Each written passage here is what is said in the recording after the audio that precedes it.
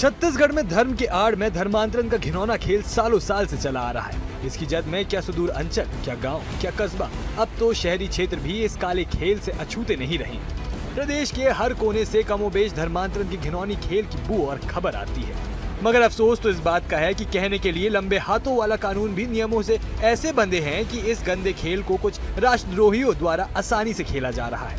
हैरानी इस बात की भी है कि इन्हें अब विदेशों से संरक्षण यानी फंडिंग हो रही है, जिस पर सूबे की सरकार बेहद ही कड़े रुख अख्तियार कर रही है।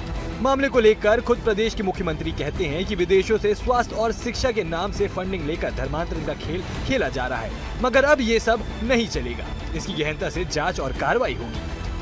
अब हम कई बार बोल चुके हैं कि कई ऐसे एनजीओ हैं जो हेल्थ एजुकेशन के नाम पर विदेशी सहायता लेते हैं, लेकिन उसका कहीं न कहीं दुरुपयोग होता है। हेल्थ एजुकेशन के आड़ में धर्मांतरण का खेल होता है, जो कि उचित नहीं है और ये बंद होना चाहिए। विदेश से पैसे लेकर राष्ट्र के खिलाफ साजिश रचने वाले, डराकर, धमकाकर, प्रलोभन देकर, मौके का फायदा उठाकर धर्मांतरण करने वालों के खिलाफ सरकार अब एक्शन मोड में है। लेकिन इन विदेशी फंडिंग पर सरकार के रुख कांग्रेस की अलग ही दलीलें हैं। मामले को लेकर कांग्रेस के पूर्व पीसीसी चीफ धनेंद्र साहू ने कहा कि केंद्र और राज्य दोनों में ही भाजपा की सरकार है, फिर क्यों फंडिंग नहीं रोकी जा रही है। वहीं धनेंद्र साहू ने सरकार से मांग की है कि पहले ये बताना चाहिए कि कितनों को कितने पैसे की फंडिंग हुई और कितनी कार्रवाई हुई। केंद्र में उनकी भारतीय जनता पार्टी की सरकार है, राज्य में भाजपा की सरकार है, और वो स्वयं इस बात को स्वीकार कर रहे हैं कि जो विदेशी फंडिंग आ रहा है शिक्षा के नाम पर, उसको जो धर्मांतरण के लिए दुरुपयोग हो रहा है। अरे तो आप क्या कर रहे हैं? आपकी सरकार दोनों जगह है, ये तो आपको स्वयं कार्रवाई करनी चाहिए।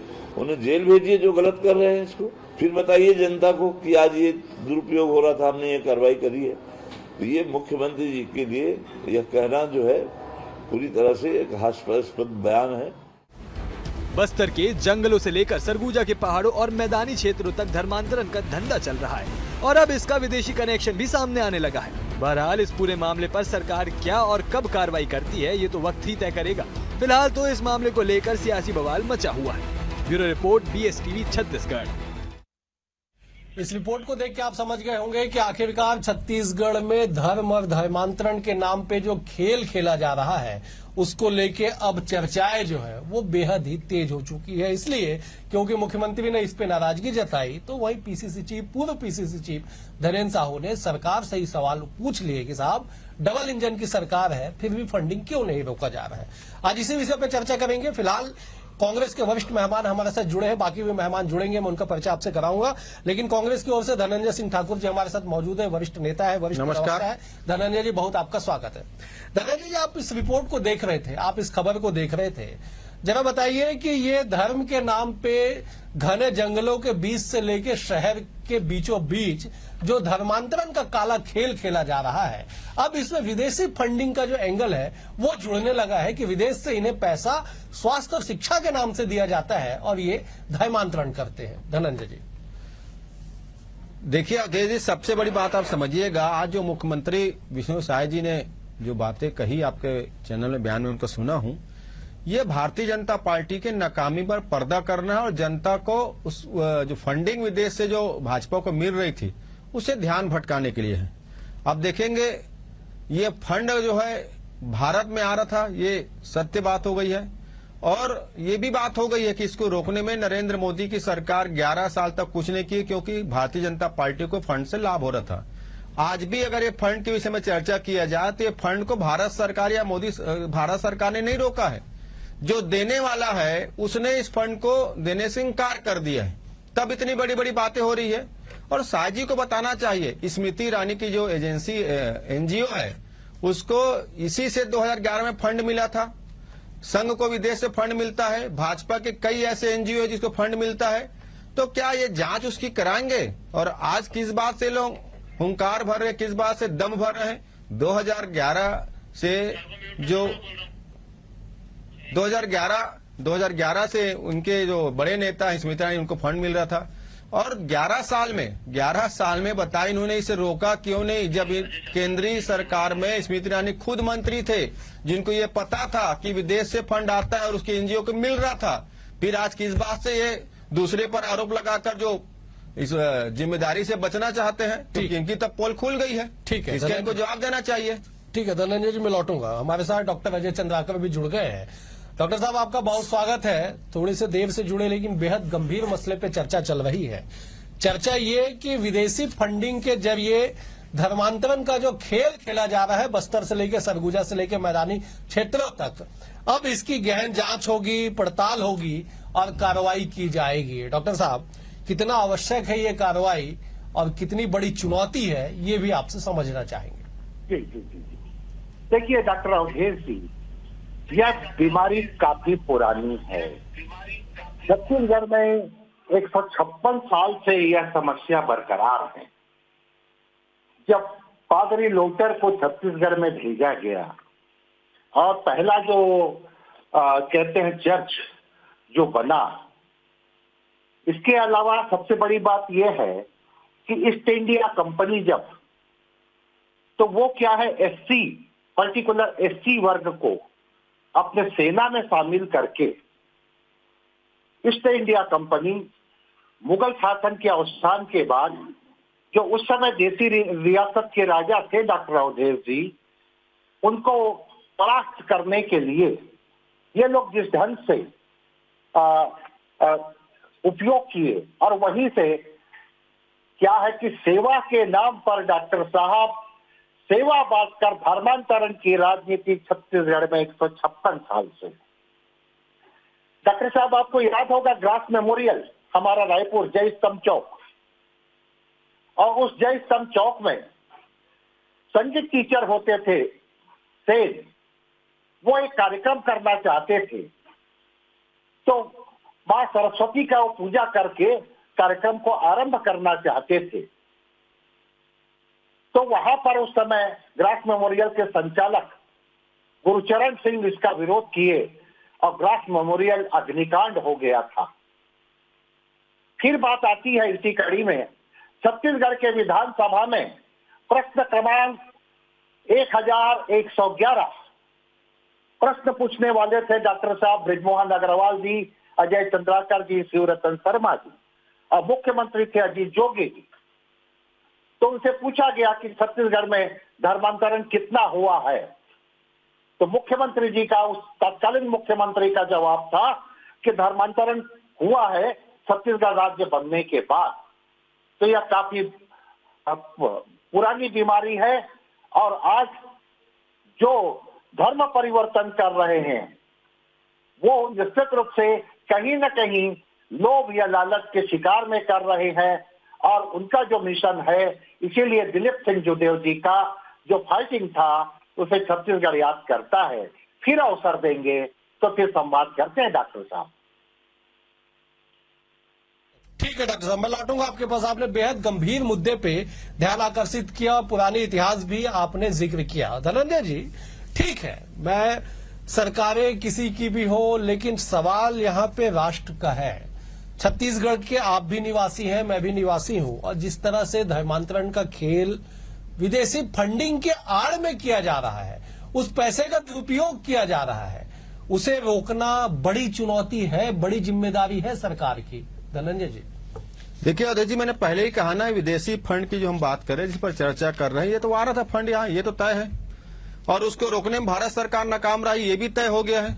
आज जो अमेरिका फंड देने से मना कर दिया, तब ये चीजें सबके सामने में आई है, सबसे उसमें चर्चा का विषय बना हुआ है।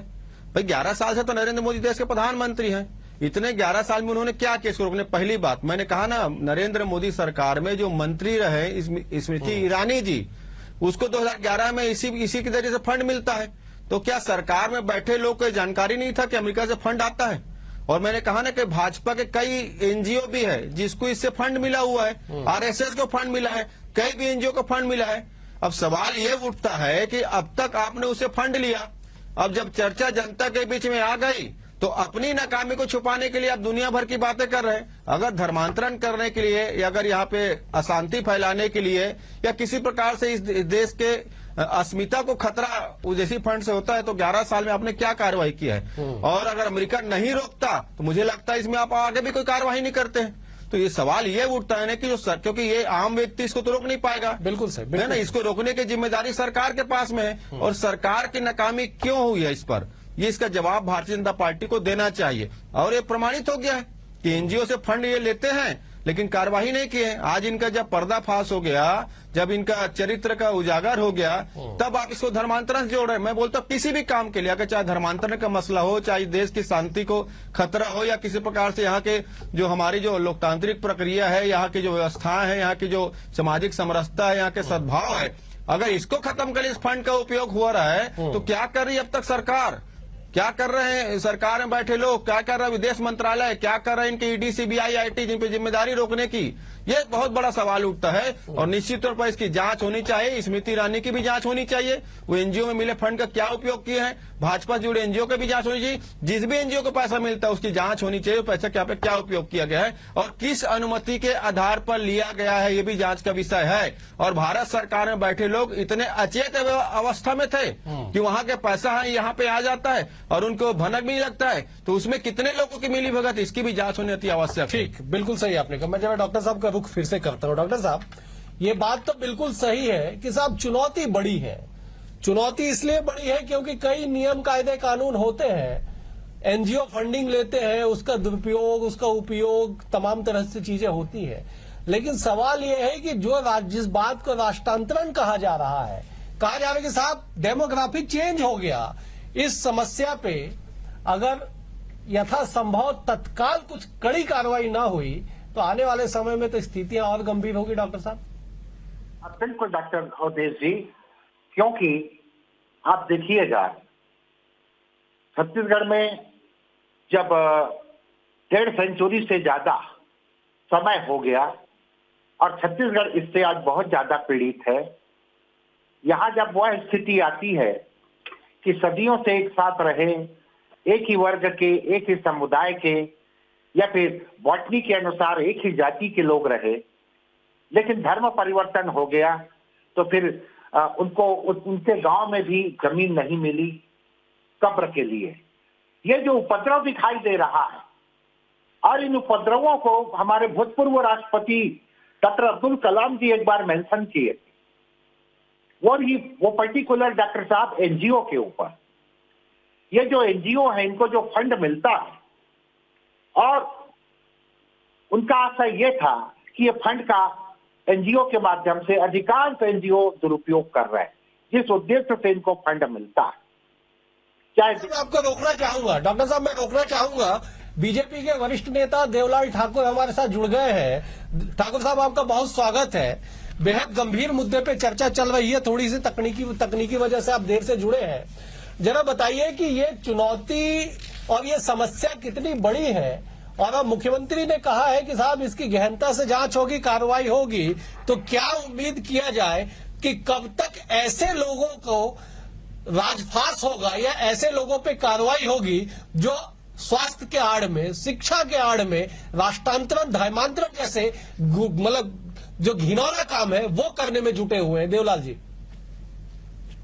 निश्चित ही ये समस्या तो है, लेकिन हमारे अगर मुख्यमंत्री ने कहा है तो निश्चित ही संकेत है ये, जो लोग शिक्षा एवं स्वास्थ्य के नाम पर एनजीओ बना रखे हैं और उन पैसों का दुरुपयोग धर्मांतरण करने जैसे कार्यों पर लगा रहे हैं, उनके लिए चेतावनी है इस प्रदेश में कहीं पर भी इस तरीके के कार्य ना हो।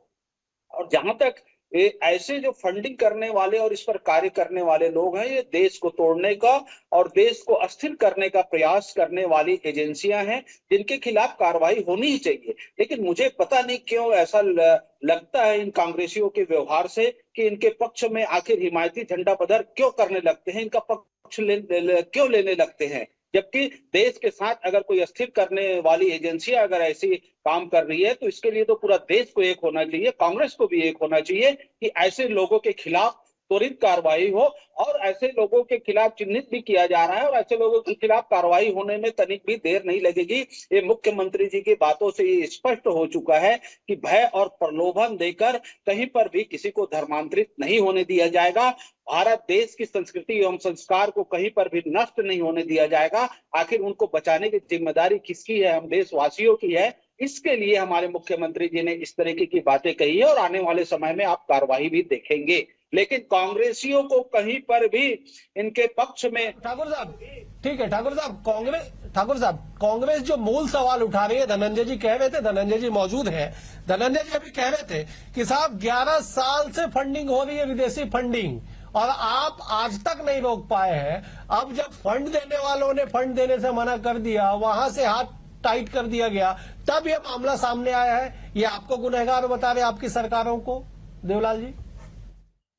देखिए, जो फंड लेकर जो काम करते हैं एनजीओ, उनकी चिन्हांकित हो चुकी है। उन जैसे जो शिक्षा एवं स्वास्थ्य, मैं पहले भी कह रहा हूं कि ये जो एनजीओ काम करती है, विदेशी ताकतें काम करती है, वो कागजों में बहुत मजबूत होती है, लेकिन आप जब धरातल में जाएंगे तो देश को अस्थिर करने के लिए, देश को तोड़ने के लिए, धर्मांतरण जैसे कार्य करने के लिए ये लोग सब एकत्रित हुए हैं। तो निश्चित ही ऐसे लोगों के ऊपर कार्रवाई करना हम सबका कर्तव्य है, सरकार का कर्तव्य है, देशवासियों का कर्तव्य है कि ऐसे लोग को देश से निकाला जाए, चिन्हित किया जाए और उस पर कार्रवाई किया जाए। ठीक है धनंजय जी कुछ कह रहे, धनंजय जी आप कहिए, आप सवाल उठा रहे, बताइए जरा। मैं तो आपसे पहले कहा ना जी कि एनजीओ से फंड लेने वाले ज्यादातर भाजपाई हैं। ट्रंप ने फंड देना मना कर दिए, तब ये होल मचा रहे हैं। 11 साल से सरकार में, देवलाल ठाकुर जी भी ठीक कर रहे थे, एनजीओ लेने वाले पर कार्रवाई होना चाहिए जो जिनको एनजीओ मिल रहा था। देवलाल ठाकुर जी, ये स्मृति ईरानी के ट्वीट में आपको दिखा रहा हूं, देखिएगा गौर से, आपको भेज दूंगा मैं। ये 8:30 बजे 31/10/2011 को ट्वीट किया गया। ये कह रही है 4 साल से USAID ambassador on a WHO organize program access country, इनकी एनजीओ पैसा ले रही 2011 से। कब कार्रवाई करेंगे स्मृति ईरानी खिलाफ, कब निकालेंगे देश से बाहर, जैसे आपने कहा देश से बाहर निकालना चाहिए, तो उम्मीद करता हूं। और ऐसे कई भाजपा के एनजीओ हैं, जिसको यूएसआईडी से फंड मिलता है, उसमें एक संघ का भी नाम आ रहा है। तीसरी बड़ी बात, ये 11 साल से फंडिंग हो रहा है और आज जो फंड देने वाला हाथ खड़े किया, कांग्रेस के लोगों ने ही तो एनजीओ के पक्षधर बने हैं। आज जब कार्रवाई की बात होती है तो कांग्रेस के लोगों में पेट में क्यों दर्द होता है? कांग्रेस आखिर विदेशी ताकतों को, विदेशी जो देश को अस्थिर करने वाले लोग हैं, उनके पक्ष में आखिर क्यों खड़े होती है? ये पूरा देश जानता है, इसको बताने की आवश्यकता नहीं है। आपके गांधी परिवार के नेता हमेशा उनके पक्ष में खड़े हो जाते हैं, चीजों को जानने की आवश्यकता है। और देश समझ रही है कि किस प्रकार देश को अस्थिर करने के लिए कांग्रेस विदेशी ताकत से हाथ मिला रहे हैं। कांग्रेस या भाजपा या किसी पत्रकार का नहीं है, स्वीकार कर रही है से फंड मिल रहा था, तारीख से मैं बता दिया हूँ। कब कार्रवाई आप लोग ऐसे एनजीओ को भी पक्षधर कर रहे हैं, जो लोग इस क्षेत्र में धर्मांतरण का कार्य कर रहे हैं। बात कांग्रेस को समझने की आवश्यकता है, आखिर क्यों नहीं समझ रही है? आप कांग्रेस के लोगों को भी देश के साथ रहने की आवश्यकता है, विदेशी ताकतों से लड़ने की आवश्यकता है। देश को अस्थिर करने के लिए जो फंड पहुंचाए जा रहे हैं, उन पर अगर कार्रवाई की बात हमारे मुख्यमंत्री ने कही है तो इस पर कहीं पर कोई दिक्कत नहीं होना चाहिए। और कांग्रेसियों को भी इनका स्वागत करना चाहिए कि हमारे संस्कृति संस्कार को बचाने के लिए हमारे मुख्यमंत्री ने जो बात कही है, उस पर सारे कांग्रेसियों को एक होना चाहिए भाई। इसमें मुझे समझ में नहीं आता कहां से कांग्रेसी विरोध में उतर आए हैं। आखिर किसका विरोध कर रहे हैं? आप अपने देश का विरोध कर रहे हैं, आप अपने देश का विरोध कर रहे हैं। आप ऐसे एनजीओ में कार्रवाई पर रोकने के लिए आप देश का विरोध कर रहे हैं। सरकार है, लानत है कांग्रेसियों पर, कांग्रेसियों पर लानत है, देश के खिलाफ जा रहे हैं। देवलाल जी ठीक है, मैं लौटूंगा। देवलाल जी जमीन की संख्या धरातल में स्मृति ईरानी का नाम आया तो सर माना चाहिए कांग्रेसियों को, अगर देश विरोधी ताकतों के खिलाफ अगर कार्रवाई हो रही है, मुख्यमंत्री ने ऐसा निर्देश दिया है, आप लोग उसके पक्ष में खड़े हो रहे हैं। ठीक है देवलाल जी, मैं लौटूंगा आपके पास। मैं जरा डॉक्टर साहब का रुख कर लेता हूं। डॉक्टर साहब देखिए, ये एक बेहद गंभीर विषय है।